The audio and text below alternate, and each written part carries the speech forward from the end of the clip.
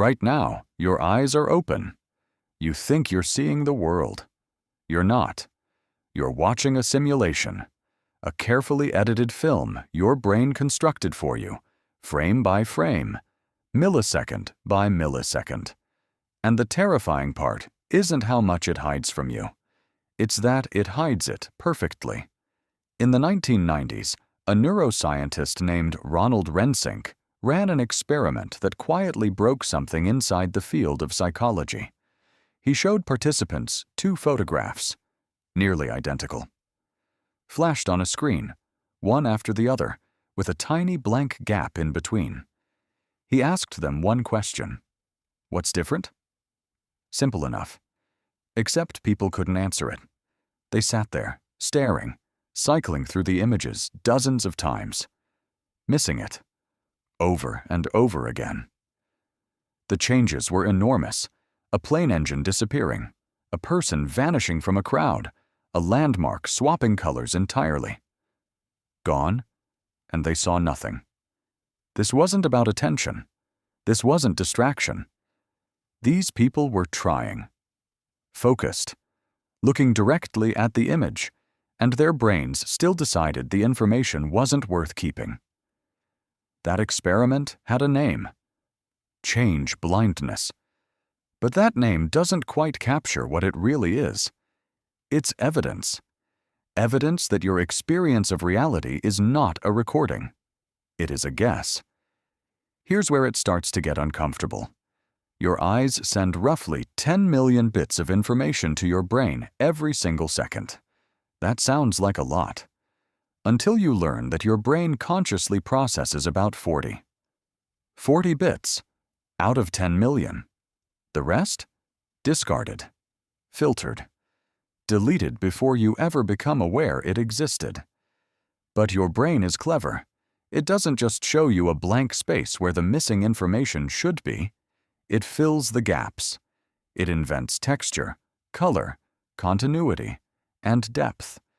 And it does this so convincingly that you never notice the seams. There is a literal hole in your vision right now, a blind spot where your optic nerve connects to your retina. No photoreceptors, no data. A gap in your visual field the size of 17 full moons stacked side by side. You cannot see it, not because it's hidden, but because your brain has already painted over it, fabricated the scene, completed the picture.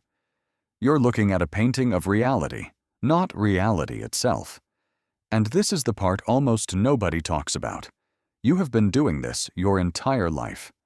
Every memory, every moment, every conversation you thought you fully experienced, edited, reconstructed, filled in.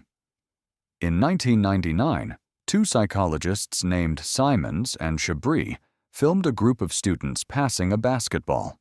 They asked volunteers to count the passes. You may have heard of this.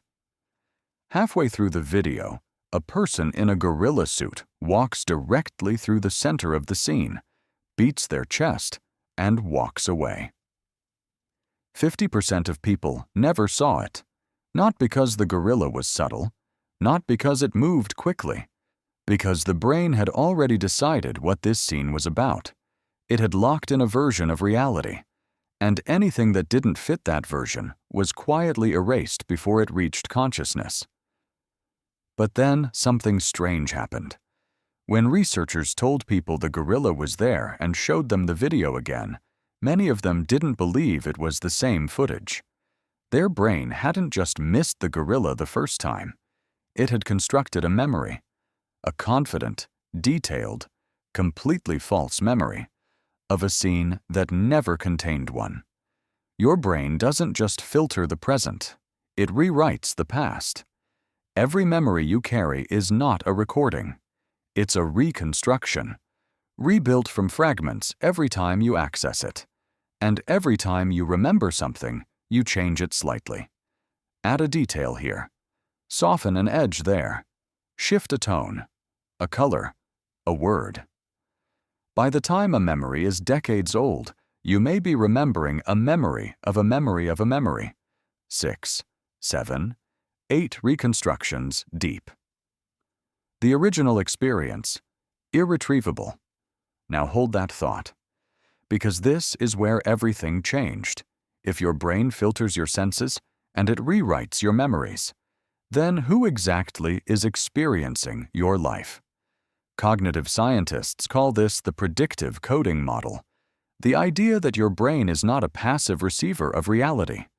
It is a prediction engine, a machine that is constantly generating a model of the world based on past experience and then checking incoming data against that model. If the data matches the prediction, it gets ignored, filed away, irrelevant. If the data contradicts the prediction, that's when you notice it. That's the moment something becomes real to you, which means you don't experience reality. You experience your expectations of reality. The world you perceive is the world you already believed existed. And here's the part that should make you stop breathing for a second. This doesn't just apply to sight or memory. It applies to people. The version of your best friend that you see every day? A model, a pattern your brain asses